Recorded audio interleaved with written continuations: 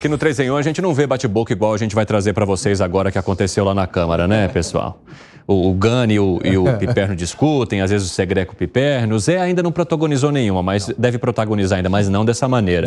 Foi uma sessão marcada ali na comissão, no Conselho de Ética da Câmara dos Deputados, que resolveu arquivar aquele processo contra André Janones, né, que era investigado por suposta rachadinha. Eu vou conversar aqui com o Bruno Pinheiro, era para a gente trazer a informação sobre esse julgamento, sobre essa análise que era feita na Comissão de Ética, mas o negócio descambou para uma confusão, né, Bruno? Conta tudo, você que acompanhou o bastidor. Bruno compartilhou conosco, inclusive aqui no nosso grupo que a gente tem na Jovem Pan, e já preparamos rapidamente para você. Fala aí, meu amigo, bem-vindo. Aqui é sempre com muita emoção, né, Evandro? Ótima tarde a você, a quem nos acompanha aqui na Jovem Pan. Sempre uma alegria, uma honra e uma satisfação. Uma comissão de ética, esse relatório acabou sendo arquivado e durante essa reunião, o que eu ouvi, eu fui checar para entender, ouvir de ambos os lados o que de fato aconteceu. Relatos são o seguinte, de que assessores começaram a ter uma discussão, um insultando o outro, e que um assessor começou a insultar um parlamentar de oposição. Ele acabou se retirando da comissão de ética, chamou um homem, esse agente aqui da Polícia Legislativa do Congresso Nacional, acabou indo lá. Quando chegou essa segurança de homens da Polícia do Legislativo, aí sim os parlamentares começaram a querer tirar uma satisfação por qual motivo esse tumulto estava acontecendo dentro desta comissão. Houve uma ordem de evacuação. Quem não era parlamentar que fosse retirado imediatamente. E foi justamente ali, após o resultado, após ser confirmado esse arquivamento, que começou essa discussão, que se estendeu até na parte de fora, no corredor. Essas imagens revelam com muita clareza. Houve uma tentativa de uma contenção, de evitar que os ânimos se exaltassem totalmente e chegassem a vias de fato, e aí começou uma confusão generalizada entre vários parlamentares, entre o deputado Nicolas Ferreira, o deputado André Janones e entre também o deputado Zé Trovão. O deputado Zé Trovão também entrou nessa confusão generalizada e o resultado foi justamente este vídeo que nós já temos para tentar entender um pouquinho rapidamente como foi essa confusão, com vários xingamentos e nem mesmo respeitando a segurança. Avançaram na contenção e começaram ali um segurar no corpo do outro até se estender por todo esse corredor longo que dá acesso às comissões. Vamos ver o exato momento quando essa confusão acaba se esquentando e aumentando esse conflito após o relatório ser arquivado.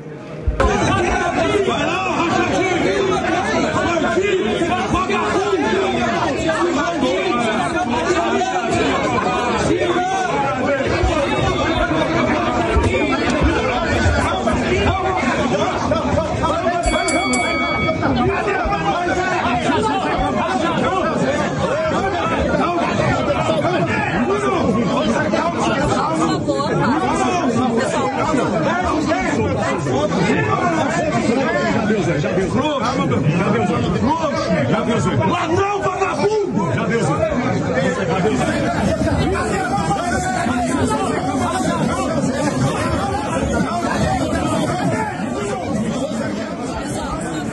Pode continuar, Evandro, com diversos xingamentos, essa confusão acabou se estendendo em várias áreas ali do setor de comissões, porque esses assessores continuaram andando. E aí a confusão foi se estendendo durante todo esse corredor ali. Agora, o que aconteceu após esta confusão? Ninguém registrou nenhuma ocorrência, ninguém quis representar o outro parlamentar. Agora, qual é a reclamação de alguns nomes envolvidos nessa confusão? É que isso não se repita. Não se repita o quê, Evandro? Eles acham que é importante que a partir de agora esta comissão não tenha esse tanto de gente, tanto de assessores, que somente quem for um parlamentar daquela comissão e o seu assessor que for auxiliar de forma jurídica que fique lá dentro daquele ambiente, para que não gere essa confusão, ninguém fique xingando o outro, insultando o outro parlamentar que seja de esquerda ou aliado do governo, seja de oposição, quem tenha uma ideia diferente. Então, só para resumir, apesar de toda essa confusão, o xingamento questionamentos que estão se estendendo nas redes sociais, não teve uma representação oficial. E aí eu fiz um questionamento ao deputado Zé Trovão, se ele vai representar no Conselho de Ética ou um registro de uma ocorrência. Ele me disse que não, que nada vai ser feito, já que não resolve apresentar uma ocorrência, uma denúncia, isso não se resolve. Agora, que isso não se repita. Eles esperam, então, que essa cena não se repita dentro do Congresso Nacional. Este ano, essa não foi a única. Já teve outra situação e agora a cena acabou se repetindo. Evandro. Pois é, Bruno, acho que esse é um pedido inócuo, né? Porque a gente já acompanhou, está acompanhando agora e deve acompanhar outras situações, né? Isso é o reflexo da Câmara que temos neste momento, ou do Congresso que montamos. Obrigado, Bruno, pelas informações. Se tiver mais alguma novidade ou manifestação de algum envolvido nessa história aí, você chama a gente aqui, tá? Bom trabalho para você aí em Brasília. Bom, as imagens falam por si, Gustavo Segré. Eu quero saber qual é a sua análise sobre elas. É uma vergonha. Brigas na casa do povo me parece vergonhoso, independente da razão, da emoção. Pelo que a gente observou, a relatoria do Boulos pediu pelo arquivamento desse processo das rajadinhas dos Janones, não porque não tivesse acontecido, sino porque aconteceu antes dele assumir o mandato. Ou seja, essa questão jurídica de endereço, temporal, dá uma sensação um pouco de injustiça, né? Ou seja, o critério aí que saiba quando você pode fazer alguma malandragem. O importante não é combater a malandragem, é verificar em que momento foi, porque se foi prévio ao que for que seja, então aí não configura um delito, pelo menos perante a Comissão de Constituição e Justiça. Dá uma sensação de que o crime continua sendo importante e é uma oportunidade maravilhosa para quem quer cometer o crime, porque sempre tem alguma brechinha na justiça que tira o bandido da bandidagem, mas não de ter cometido a bandidagem, sino de um resquício jurídico que permite que ele saia impune dessa questão. É ruim. Ô Zé, eu quero aproveitar a sua experiência agora, né? Porque essas confusões recentes fazem a gente pensar que houve algum tipo de mudança no comportamento dentro do Congresso que leva as pessoas a agirem dessa maneira quando há divergência de ideias ou quando, de alguma forma, elas discordam. Você já está inserido nesse meio há muito tempo, né? Já convive com o Congresso há um bom tempo. A gente tem razão de pensar assim, né? Ou ao longo dos anos a gente viu outras confusões que mostram que isso vem aí como uma onda. Enfim, eu gostaria que você nos contasse se isso é apenas uma impressão ou se de fato houve uma mudança na maneira como o Congresso é composto hoje que faz a gente ver cenas como esta. Não, já houve casos aqui de um senador que matou o outro em plenário, né, por besteira, atirou num e acertou no outro que estava visitando. Exatamente, né, para ter uma ideia. A política tem muito de emoção e isso, em parte, garante nosso emprego. Se fosse tudo certinho, tudo cuidadosinho, não precisava nem o Bruno estar trabalhando lá, porque se fazia tudo de longe. Então, essa emoção garante. Veja bem, aquele lá do chapelão é o Zé Trovão. Como o próprio nome diz, ele é explosivo, né, e grandão. Então, os assessores do PT correram dele lá no corredor, um corredor apertado. E seguraram o homem, ficou, me segura senão eu vou, me segura senão eu vou. E aí seguraram o Zé Trovão. Mas o grande lance aí que a gente tem que ver, Cine, é o seguinte, o debate, o que deveríamos estar aqui discutindo é sobre esta vergonhosa decisão do Conselho de Ética da Câmara dos Deputados em arquivar um processo, não é nem de cassação, mas de julgamento de Janones, que cometeu a tal rachadinha. Eu detesto esse nome. Rachadinha é um nome eufêmico, o nome disso é roubo de dinheiro público, isso é corrupção. Não tem que inventar nome para o desvio de dinheiro, não. Eu falei isso quando estava analisando as rachadinhas da Assembleia Legislativa lá do Rio de Janeiro e falo agora. Rachadinha é nome bonitinho, parecendo até uma coisa delicada, fez uma rachadinha, dá ideia até de que foi socialista distribuindo dinheiro, rachadinha. Não, é roubo de dinheiro público. Esse dinheiro público que ele pegou dos funcionários, sabe-se lá, Deus onde ele colocou esse dinheiro. E por que eu digo isso aqui? É porque o Ministério Público decidiu denunciar o Janones. O Ministério Público não denuncia se não houver indícios, se não houver provas básicas para o processo ser iniciado.